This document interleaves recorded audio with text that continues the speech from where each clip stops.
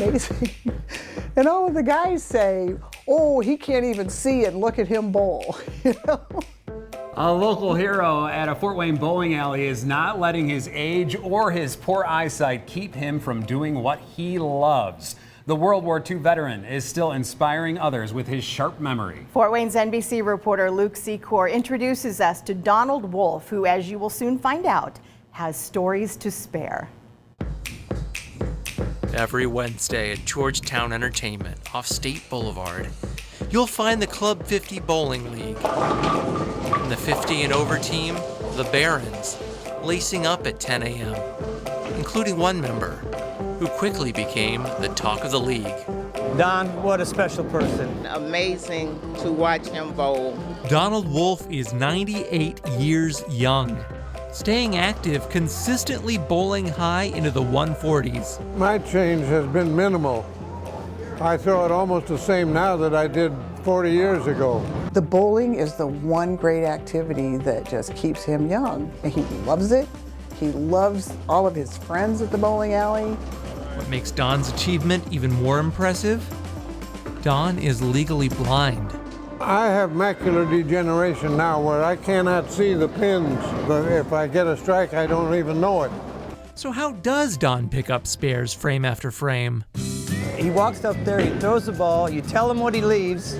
From years of experience, I know which spot to throw at on the alley in order to make my ball go for those pins. If I hit the spot, I hit the pin. If I miss the spot, I miss the pin. You don't like to hear 10-7 a lot. Don Wolf developed his love for bowling during his service in World War II, setting pins to earn a little extra money. First assigned to the infantry, his true passion was to be a pilot, a chance he would get after Pearl Harbor. A date which will live in infamy. When America fully entered the war. I saw a notice on our bulletin board that there was a new program for enlisted men in the Army to attend flight school and graduate as a pilot. But Don's eyesight, a problem even then, causing him to fail the program's eye exam. So Donald, just like decades later at the bowling alley, relied on his memory to succeed, using his good eye to memorize all 9 eye charts. He'd pass the exam and graduate from flight school in 1942. Now I'm a pilot in the Army, which is exactly what I wanted. During his time in the service, Don would go on to fly more than a dozen different planes, including the famously tricky-to-maneuver B-26 Marauder, dropping bombs and providing air support for the Allies over Normandy. We were one of the units that was attacking the Pas-de-Calais area in France to convince Hitler that that would be the invasion point. And it seemed to work. After more than 4,700 hours of flight time and dozens of awards, Don would retire from the service in 1964. In every sense of the word, a hero, both to his fellow servicemen and women, and now to the Club 50 Bowling League. Hardly see, but he's still keeping on, keeping on. I'd hate to have been underneath him when he was dropping bombs in World War II, because he's very accurate. A life well lived, but with no plans of slowing down. Just how long does Colonel Donald Wolf intend to keep bowling? Forever. Till I'm in my grave. I think the more you strive, then the more things you can do and you get your longevity out of those things. You know, you just can't sit around and feel sorry for yourself. So that's pretty much his motto. Don't sit around. Luke Secaur, Fort Wayne's NBC. Don's daughter Sue says her grandson is already making plans for Don's 100th birthday, which is coming up in 2021. I kind of want to be there. I know, right? Maybe he'll go bowling. Love that story. What an inspiration. He is such a great guy. Oh. Thank you, Luke. Awesome story there. Definitely. And still to come on Fort Wayne's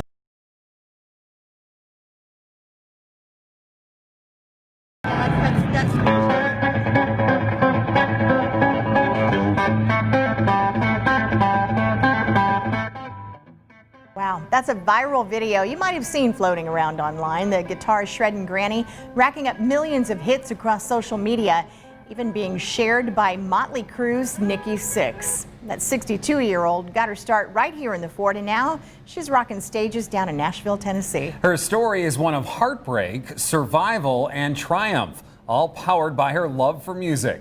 Fort Wayne's NBC reporter Luke Secaur introduces us to Paula Jo Taylor.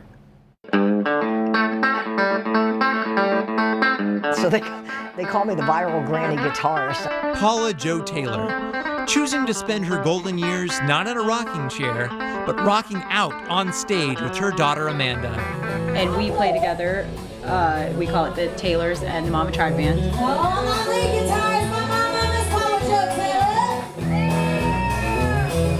Paula Jo's love for music started at a young age, growing up as the daughter of country music Hall of Famer Jo Taylor.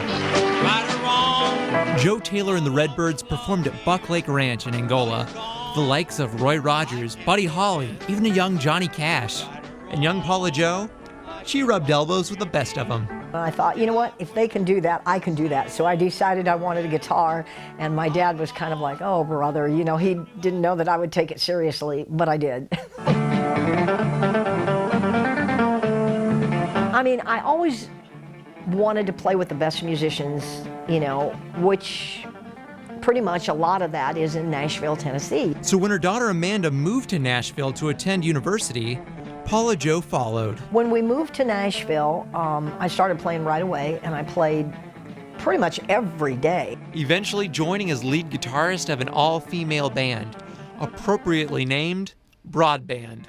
But in 2015, Paula's life would take a turn when the leader of the band was diagnosed with cancer and died 3 weeks later.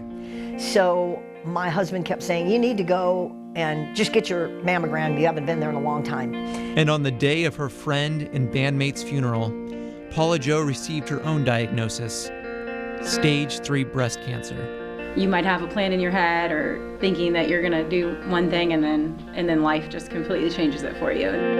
Mama's a strong one, there's no doubt. Now I'm holding her hand as her hair falls out.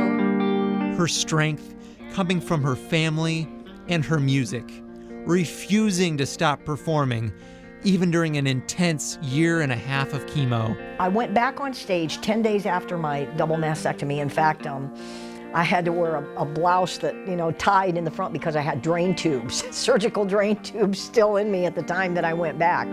It'll grow back when this is all over, they say. So we wear a pink ribbon until that day. That day coming 18 months later, when she was declared cancer-free. The only thing that stays the same in life is that plans change.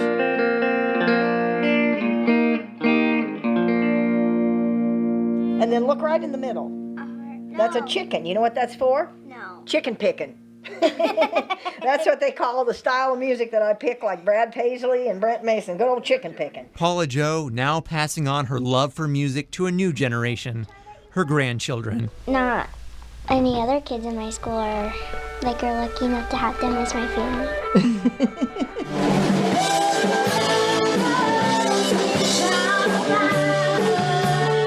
The guitar shredder, cancer survivor, viral sensation, Paula Jo Taylor has no plans of slowing down.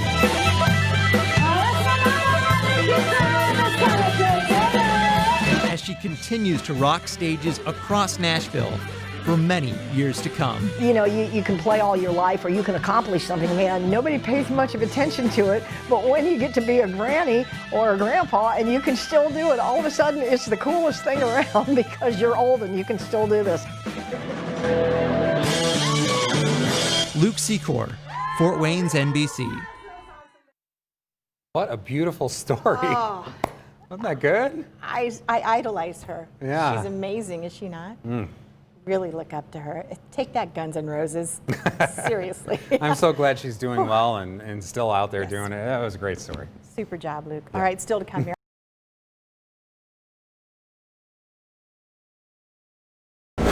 to be as independent as possible. That's always been one of my goals. He can do anything he sets his mind to. I think whatever Mason's future wants to be is what we see in Mason's future.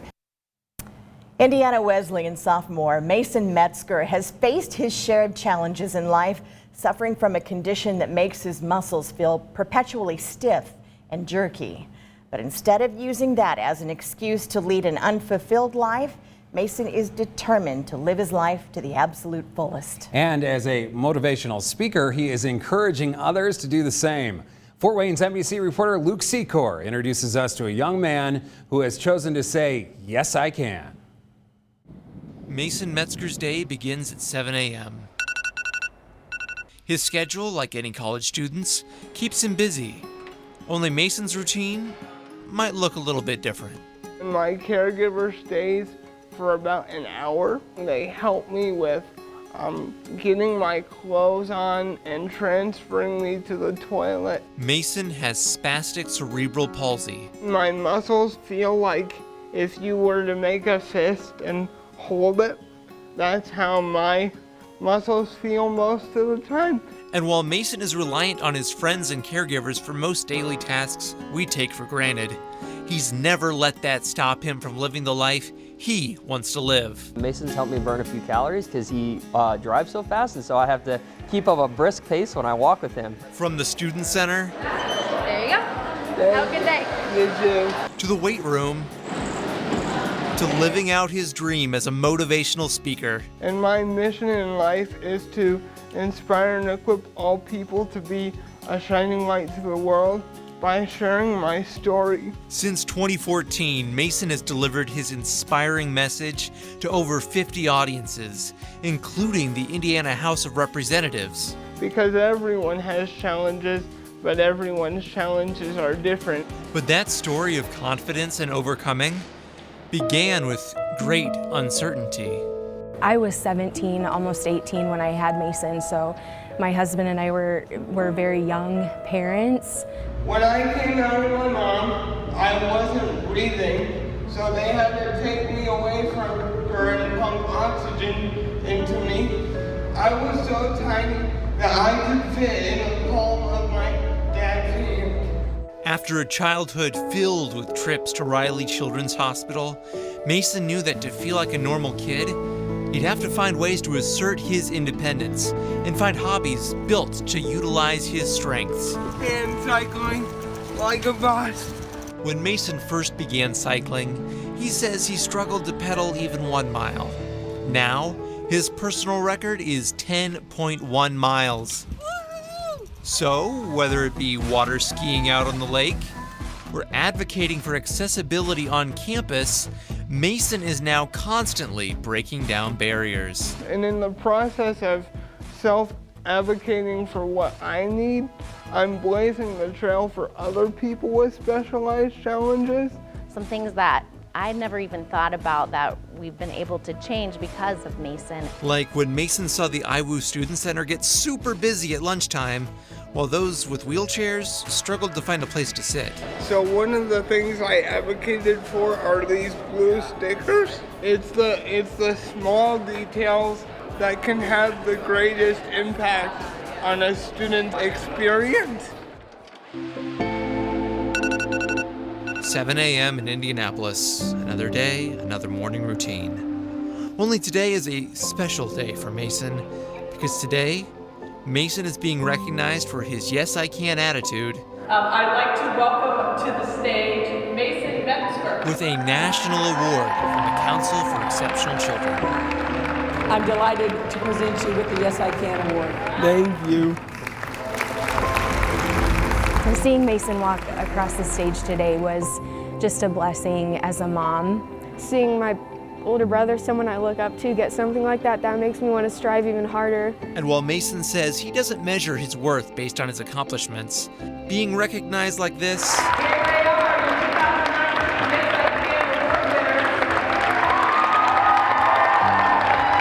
lets Mason know that his motivational speeches, his barrier breaking, his self-advocacy, and his Yes I Can perspective are making a difference.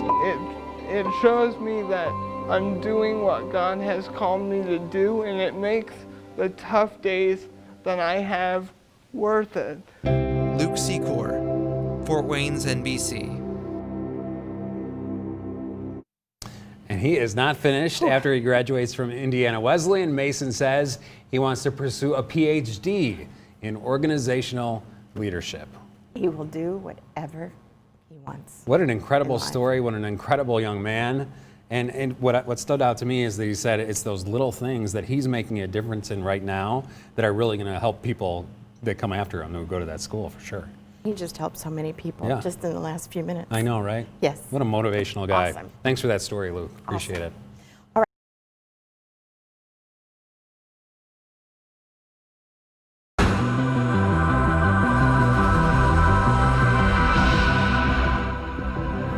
Well, to many of you, that is the sound of a Netflix binge, right? The hit show Stranger Things, up for 4 Emmys tonight during the 70th Primetime Emmy Awards, including Best Drama. It didn't win the big one, but the series is set, as a lot of people know, Tom, in the Hoosier State, and it shows ties to Indiana that actually go deeper than that. Yeah, Fort Wayne's NBC's Luke Secaur takes us to Warsaw, where a locally owned record shop helped shape the look of the show by stocking Stranger Things.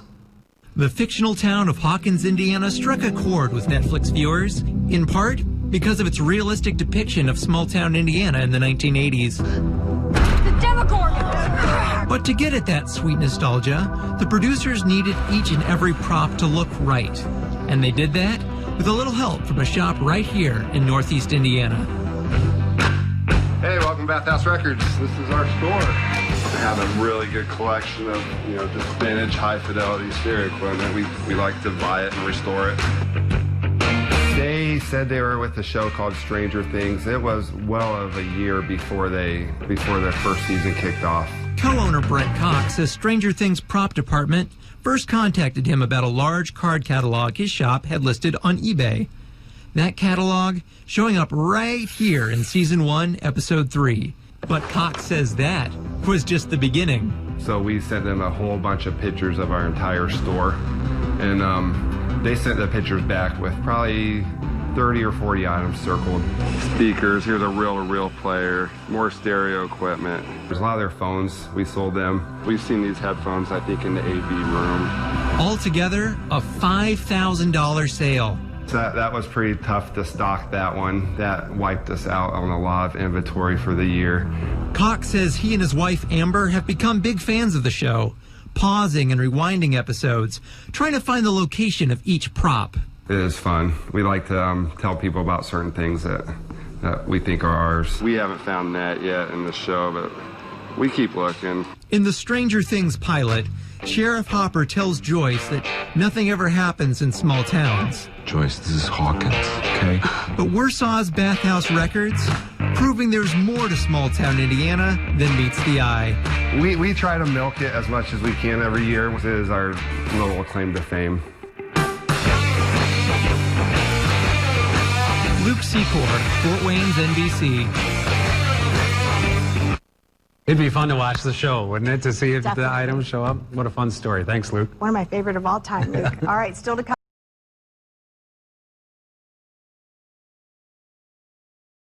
Over the summer, a Fort Wayne couple got the opportunity of a lifetime, saying I do at Disneyland, part of Disney's fairy tale wedding TV show on Disney+. And on Valentine's Day, their season premiere episode is finally available to stream. Fort Wayne's NBC reporter Luke Secaur got to chat with the newlyweds about their experience. I've been waiting for this magic. When we were leaving our ceremony, a huge surprise happened, and then after that happened, the head producer was like, yeah, I didn't believe him at first, but he was like, yeah, that reaction is our opener, which you can see my face in the trailer. I'm just like, oh my gosh, like I can't believe it.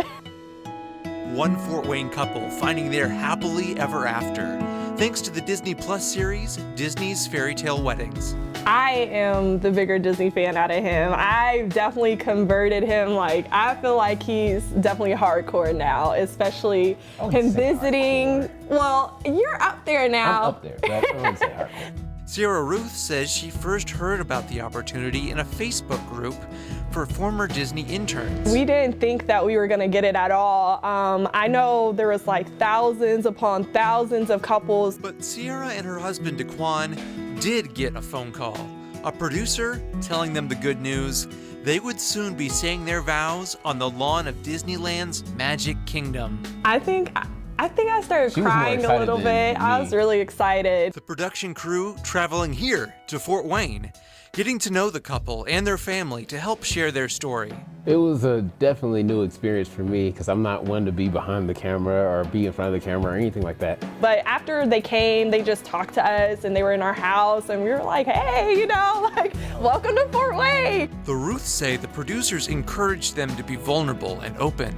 They say that ultimately this experience brought them closer together. What sticks out for her, that what she likes in me, or in what sticks out in her that I like about her. So basically it's kind of like pulled the best out of us, you know. During this whole process of us getting married, his mom found out that she had ovarian cancer. And so that pulled us tighter, and thank God she's in remission, she's all good now, but that was a victory, you know, like that during that time, that's what we had to go through.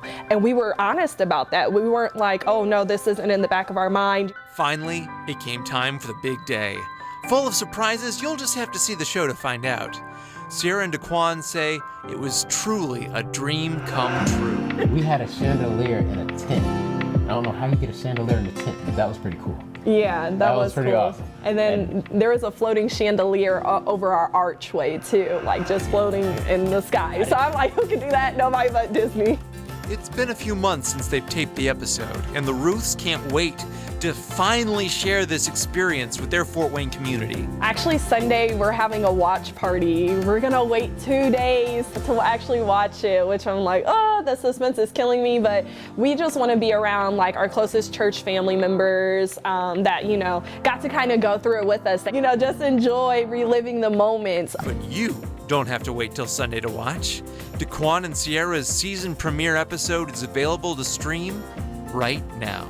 Come watch us, come support this moment of magic. You don't want to miss what Disney has done. You're going to laugh with us, you're going to cry with us. Stay tuned, get your popcorn, get your snacks. It's going to be amazing, so just come and enjoy. Luke Secaur, Fort Wayne's NBC.